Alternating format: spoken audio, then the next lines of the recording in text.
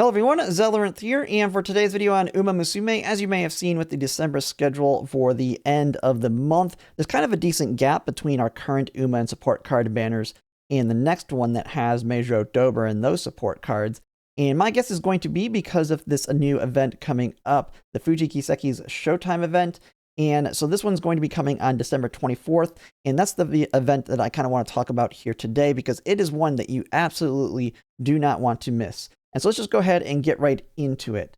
So if we look at the reference document here, and this is, I believe, the Japanese one. I don't believe I've seen that it was added to globals yet. So if you go to the JPs, you can actually kind of look in the details here.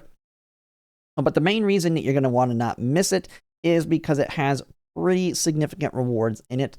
When you look at the carats, you can get up to 1,500 carats, or basically 305 times, 2 rainbow crystal shards, which is pretty significant, as well as 2 SR crystal shards. And as you know, you need 20 of those to then upgrade it to a full crystal that allows you to add a limit break to your SSR support card, and with the gold one, adding it to an SR card. And then a bunch of money on it. And basically how this is going to work is very similar to the gold ship event if you were around during that, which effectively in that one was when you're getting ready to start a career, you can choose to enter gold ship mode, which added a layer of difficulty to the career, which was decently noticeable where I was losing more races more often during it.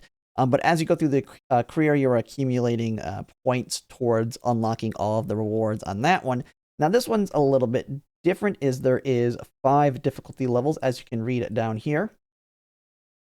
And so as you increase the difficulty, each increase will determine how much you get accumulated towards filling an entire bar here. And if you fill an entire bar, you will then be able to get a random one of these rewards. And so the higher the difficulty, the more it fills. If you do the highest difficulty level of difficulty level 5, finishing an entire run will then just fill an entire bar. So if possible, doing difficulty level 5 will accumulate you these rewards the quickest. Now, the negative to this is it is going to add difficulty to the career. And so you're definitely not going to want to use your borrows on this because if you're around during the gold ship time, I just remember it was I believe I was working on aces at the time, or even maybe parents, and they both were turning into kind of disasters because I was losing races. I was so used to actually being able to win, and it was just nonstop second and third places. And I'm going to guess it might be a similar situation here. Luckily, Key to Sun Black just reran, so hopefully your support deck's a lot stronger to be able to deal with this. But just know you're probably not going to want to use your borrows as you're going through these. Now, to get all the rewards, they actually have a chart down here to kind of show how many runs you're going to need to do to get all of these rewards. And the biggest ones that are the most important, of course, are the 1,500 carats, the rainbow crystal shards, and the SR crystal shards. Is if you can do difficulty level 5 and you finish entire run, you'll need to do 17, difficulty level 4, 20, 3, 25, 2, 38, and 1, 72. As you can see, if you're not ramping up that difficulty, especially if you're like free to play or something, you may not have enough time to finish this. So your goal is to just have runs that are built completely around finishing this.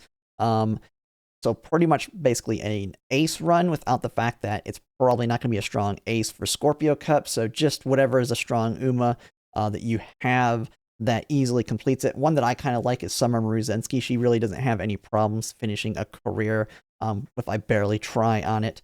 And she was very good for doing fan runs, which means you're doing a crap ton of races for fans while not accumulating a lot of stats. So she may be the one that I kind of run these through real quick to do, because you just want to knock out those 17 runs and be done with it.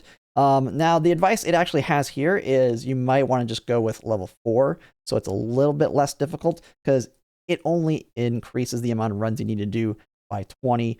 But just know you want to make sure you can finish this as soon as you can, so you make sure you get all these rewards. And so that's pretty much how it works. And you can kind of see where it says losing in certain areas, depending on your difficulty, will determine how much the gauge is filling. Hopefully, a lot of people at this point aren't having problems with career, and you're able to at least finish them.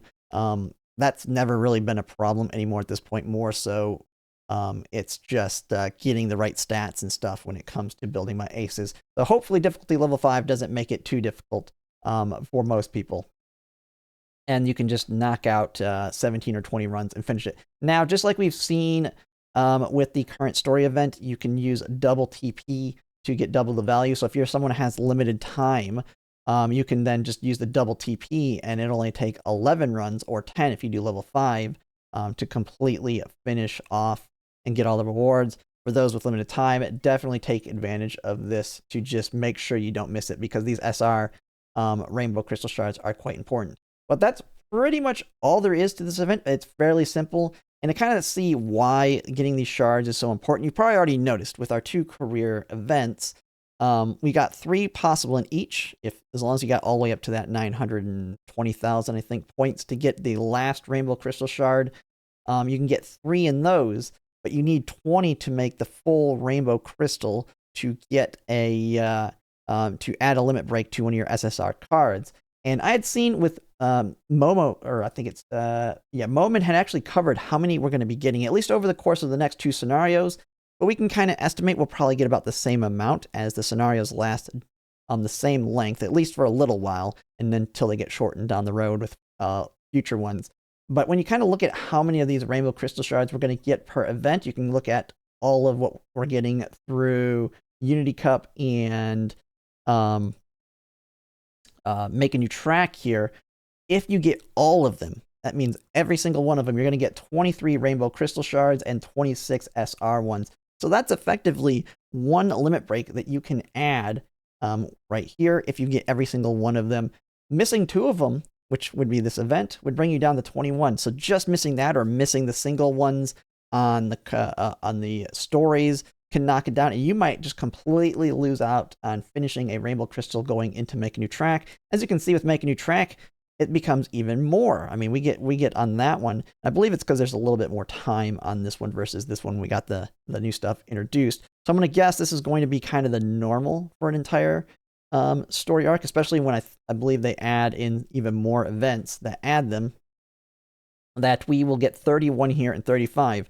And so you can say it's about 1 to 1.5 Rainbow Crystals that we can get per event with that, or per scenario. And that basically means you got to get all of them, because if you let them kind of fall off little bit by little bit, you're just not going to get as many. And those are going to be very important for the free-to-plays that definitely want to try and MLB some of the more significant cards. As you already probably noticed with pulling on Kita-san Black, which hopefully you did and MLB'd her, with this rerun, you probably noticed a dramatic difference being able to add her and kind of make your borrow a lot more flexible. This is going to be the same thing as you can accumulate these Rainbow Crystals. We get into future power creep cards, being able to just pull 1 or 2 copies of it and then just use these to top it off to MLB. It's going to be a lot better than having to try and do 400 pulls and get super lucky.